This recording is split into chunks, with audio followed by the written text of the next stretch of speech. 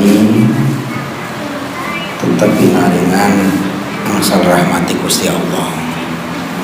Mugi-mugi rahmati Gusti Allah esuk awan sore bengi selawase urip temekan pati tetep diagem kula jenengan sami. Muga angsal syafaate Kanjeng Nabi Muhammad.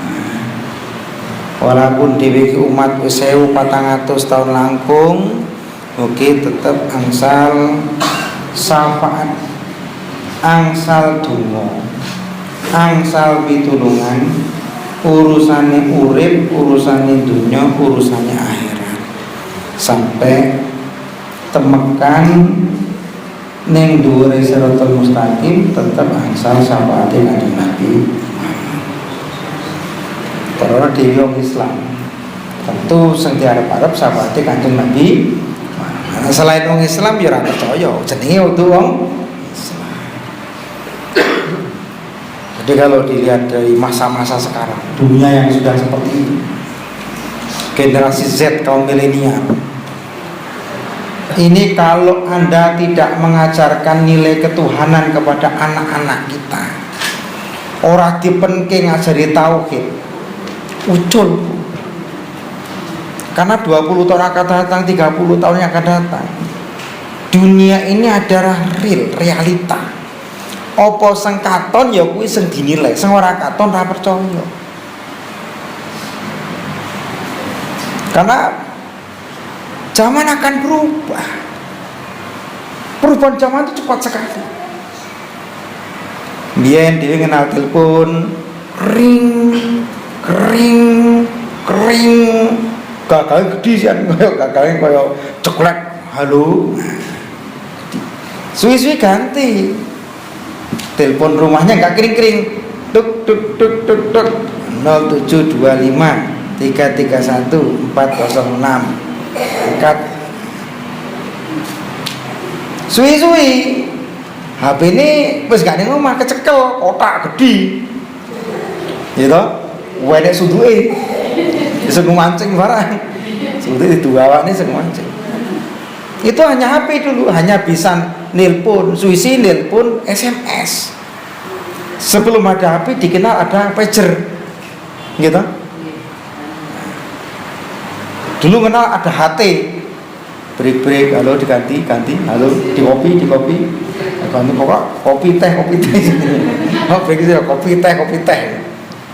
Saiki HP sudah mencakup semuanya. Jero HP iki enek kalender, yo enek radio nih, enek TV, enek video nih, bisa ngomong jarak jauh, sengato dari cedek. Segala aplikasi, golek sing paling apik, sampai yang paling bejat enek ning jero HP. Tadi HP ini bingung, aku mlebu neraka apa soal karena dari sing paling apik sampai sing paling elek enek kabeh ning jero HP. Saiki Pak, sampeyan kok ora nyekel HP patang dino stres gak gitu? Stres. Saya termasuk orang yang tidak stres, alhamdulillah. Aku ora nyekel HP, enak, tenang, enjoy hidupnya, tidak terpengaruh apa-apa. Tapi wae ra di duit yo mumet, waduh. Sama. Coba Pak Bambang gak megang HP seminggu, Pak. Pusing gak kira-kira Pak? Bingung karena HP-nya Pak Bambang ada CCTV-nya lengkap Pak. CCTV-nya enek, GPS-nya enek, bojo mlayu nendi enek ning kono ketemu kabeh. Lengkap HP-nya. Dulu HP ini ya perangkat sederhana, sekarang perangkat pinter. Lebih pinter HP tinimbang dhewe. Saiki Pak, dhewe ora ngerti Kawah Bromo kaya apa. Tinggal ndelok ning HP. Kawah Bromo langsung karo kletan reban, Kawah Bromo kaya ngene. Biyen wong cerita, negara iki mantuk-mantuk. Cerita.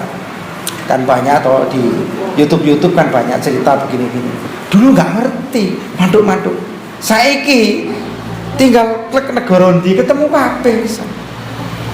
Kita ini udah gak perlu keliling kemana-mana, cukup ning jero kamar delok HP, kita tinggal mau tamasa kemana saja kelihatan.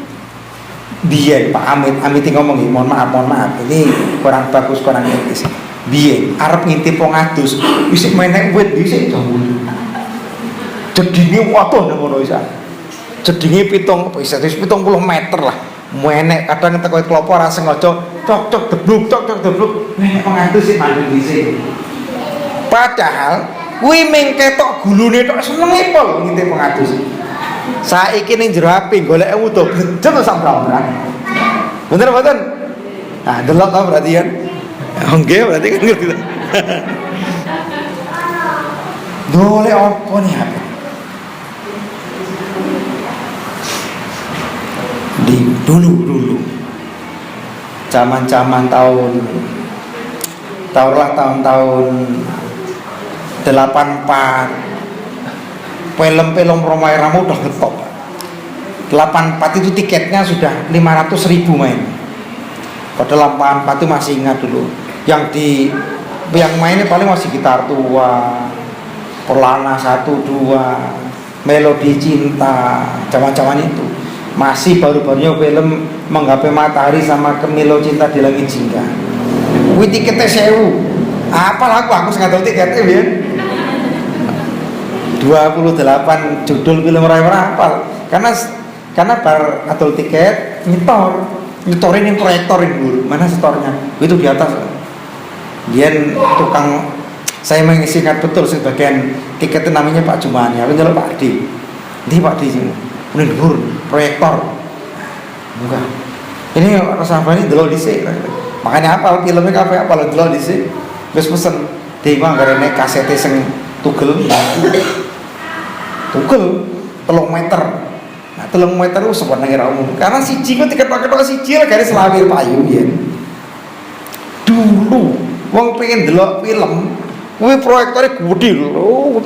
Gulungan role gede. Krotok lampu disentor. Dulu saiki delok film apa iki kan Panji Tengkorak ceklek metu film. Film horor Lowo Ijo gitu. Pokoknya kok film Malam 1 Suro, Malam Jumat Kliwon, Kuntilanak berenang dalam kubur, Lampor, terus saiki ndelok film ora usah ning bioskop sampeyan. Ora usah metu teko omah, ora usah balik kudanen. Biyen arep delok film. Kuwi sik isuk ngirim surat dhisik ning cewek iki. Dititipi ning kancane. Saya masih ingat betul dulu Pak Di Jumanin tuh punya anak namanya Mas Gendut. Cewekan karo seorang gadis SMA kelas 1 jenengannya AC. Aku sing tukang ngirim suratnya. Mas, kirim surat iki ya. Aku meneng wae tak sini. Lu dah mangkat. Ya motor di bensin ora mlaku lho. Wis 100 kirim surat cinta semua nang pol. Ngirim kuwi bar teko tek enggak balik nunggu dhisik. Lho ngopo tek nunggu. Mosok gak diwi upah aku ya duit 100 200 sih sampe.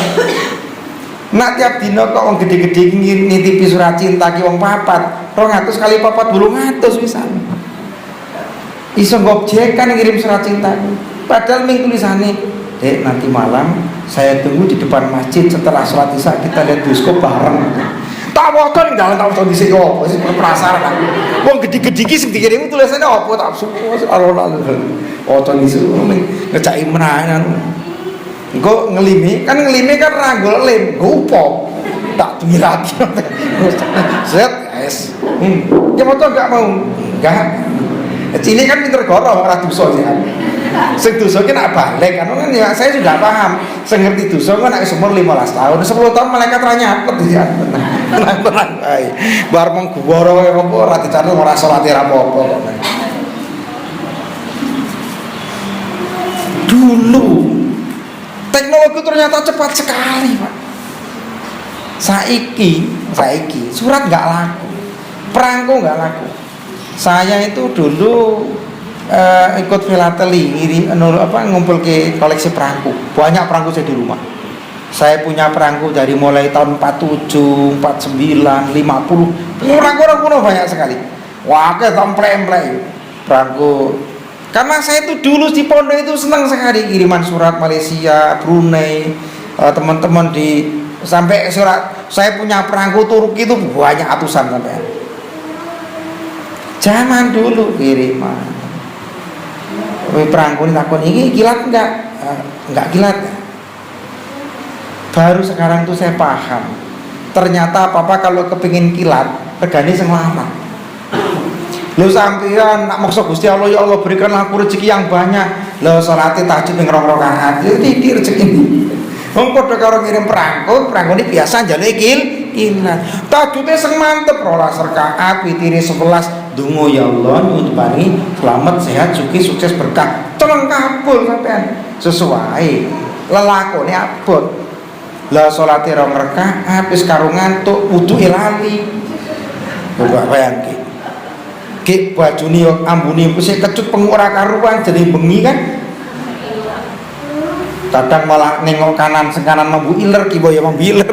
Nek ngono tahajud e malaikate piye coba. Innahu thayyibun la yaqbalu illa thayyib. Bersengapi.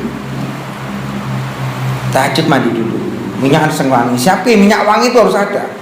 Karena bagi umat Rasulullah ini salah satu sunnahnya di bala Rasul adalah mewangi-wanginya. Maka laki-laki wajib, bahasa wajib itu bukan secara syar'i, wajib mungguhe adat. Mungguhe syar'i ya sunah muakkad duwe wewangian. Duwe. Karena dia sholat itu butuh wewangian. Nah, wangi laki-laki harus semerbak. Nah, wangi perempuan baru warnanya yang memudar, ojo yang semerbak. Saiki kualik wong wedok wangi ini sampai wong lanang paham. Iki mesti ning mburi, iki mesti bukae.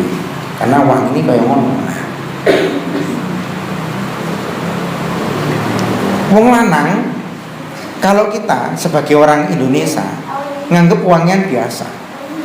Bagi orang Arab apalagi mengikuti sunnah Rasulullah itu celaan. Al-kahlu bil ismit sampai beliau mengatakan arbaun yukawi kuatal basor. Ada 4 macam yang menguatkan pandangan mata. Al-kahlu bil ismit bercelak hitam. Celak itu ininya dia. Nah, merem usap celak ireng. Irengnya ini biasanya pakai batu celak memang khusus, bukan gua alis, bukan gua pulpen, sepedol apa lengisi wajan. Bukan itu. Itu malah kayak horor, malah kayak demit, kayak pocong mati seminggu. Ini kan? Al-qalbis menguatkan pandangan mata. Jadi mata ini saya pernah nyoba dulu waktu di pondok. Apa hikmah kenapa Allah ngasih alis? Saya pernah nyukur alis dua-duanya.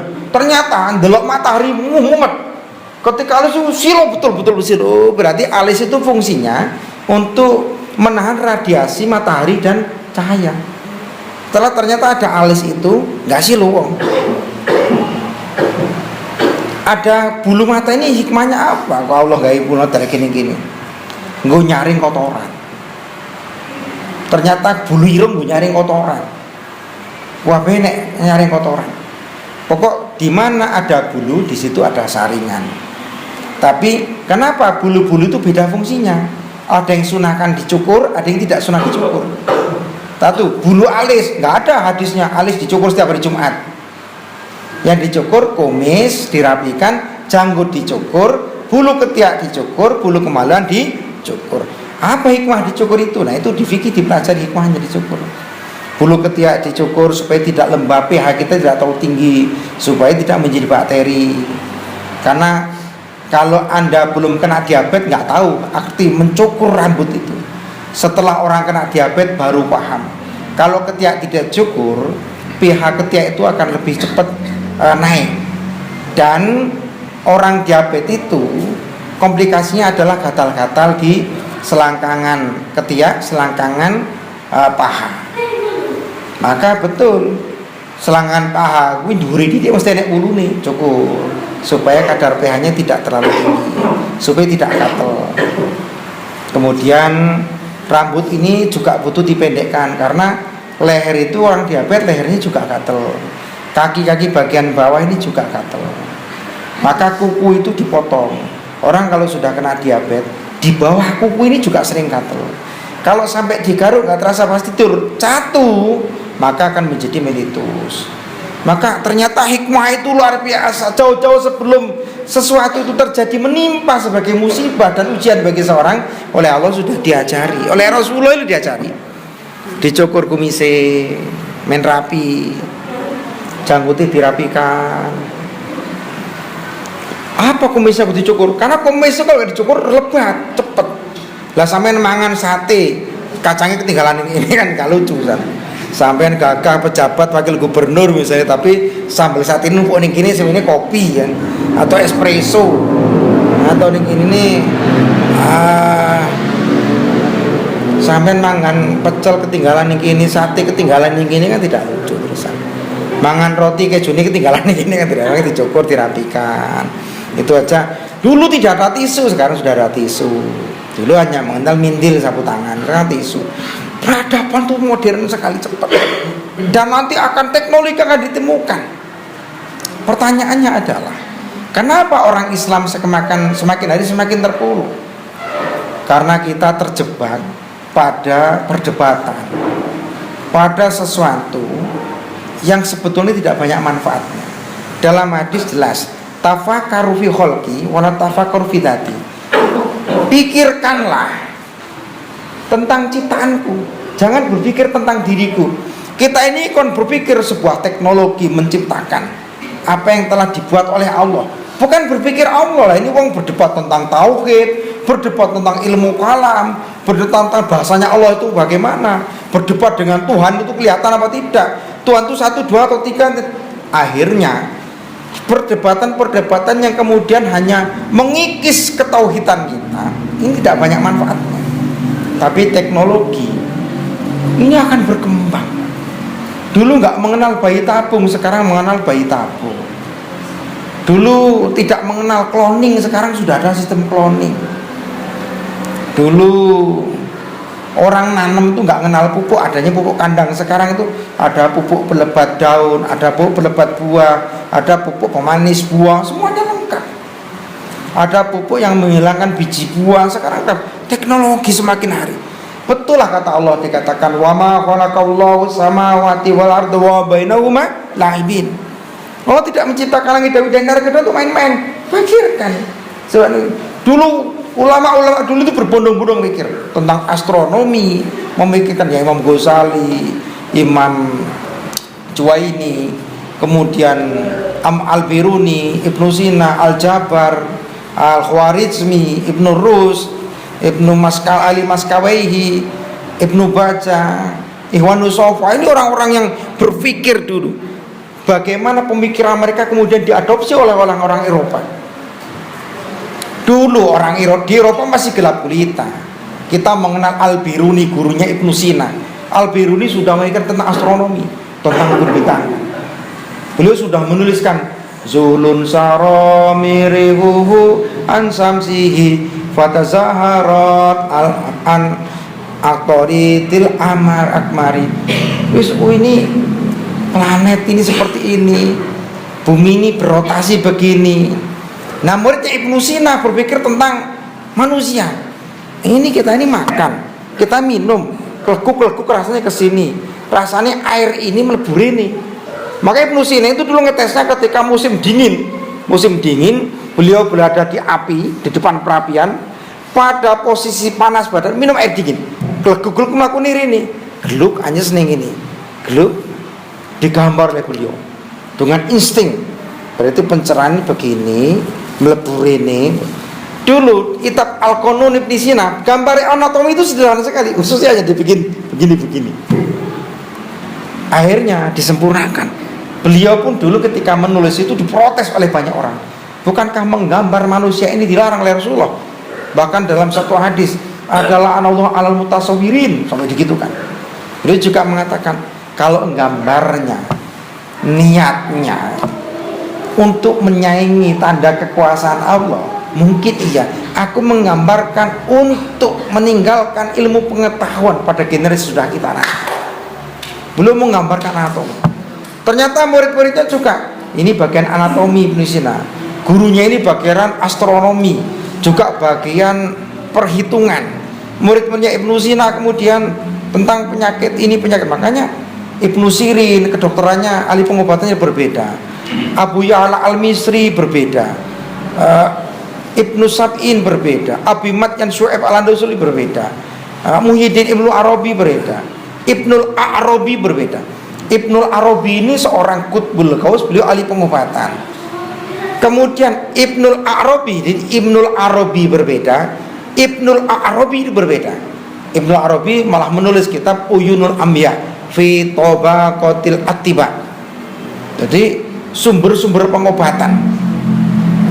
Karena kalau kitab yang ditulis oleh Ibnul Arabi ini pengobatan ada yang dengan energi, dengan pemijatan, dengan tusukan, dengan pengobatan luka, dengan menghentikan sarafnya, ini bermacam-macam dia. Islam kaya sekali ilmu pengobatan. Sebelum kita menemukan penicillium, jarum penicillium, sebelum orang mengenal suntian, ini ulama-ulama kita Al-Biruni, dari mulai Ibnu Sirin, Abu Ya'la al-Misri, dari mulai Haris al-Haldi, kemudian Ibnul Mubarak, Habibul Ajami, kemudian Ibnu Sirin, Abu Ya'la al-Misri, Abu Matyan Syu'aib al-Andalusi, Ibnu Sab'in, Sahruwardi, Syekh Mawardi, kemudian sampai zamannya Imam Juwaini, Al-Ghazali, punya ahli pengobatan semua. Akhirnya kita mengenal Al-Jabar, Al-Khwarizmi, Ilmu Rus, Ibnu Bajjah, Ali Al-Maskawaihi, Ikhwanus Sofa, ahli-ahli pengobatan dan ahli-ahli filosofi, ahli-ahli kedokteran. Di tangan-tangan beliau lah ilmu Quran dikembangkan menjadi sebuah teknologi. Diciptakan burung itu bisa terbang, bisa nggak manusia terbang seperti burung? Wawe. Kemudian ilmu-ilmu dasarnya diambil oleh Eropa, kemudian dibikinlah. Kemudian akhirnya hari ini yang menciptakan pesawat, yang menciptakan helikopter, yang menciptakan ya semua orang Barat. Yang dasar-dasar teknologi dulu dimiliki oleh orang-orang ulama-ulama Islam. Kenapa ulama Islam tidak lagi seperti itu? Sekarang sudah rebutan nasab, rebutan bid'ah dolala, sesat menyesatkan, rebutkan kajian-kajian yang sifatnya mistik. Akhirnya teknologi ditinggalkan. Padahal ke depan nanti teknologi betul-betul akan menguasai kita.